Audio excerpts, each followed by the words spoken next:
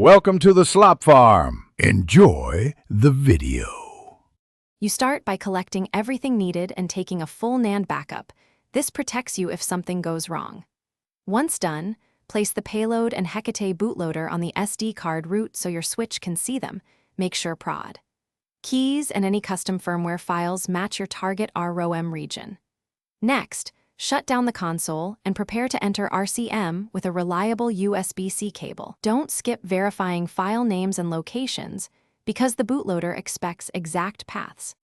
Once in RCM, inject the payload to boot Hecate or your chosen bootloader.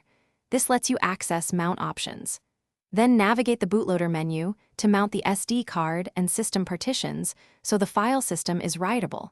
This step is critical for ROM placement and permissions. After mounting, transfer ROMs to the indicated folder using FTP or copy from a host. Make sure checksums and file names remain intact so the loader recognizes each ROM during the next boot sequence. To finish, unmount partitions cleanly from the bootloader and reboot into the custom firmware to let the system index new ROMs. This avoids corruption. Then run one verified ROM to confirm proper loading and performance rather than launching multiple titles at once.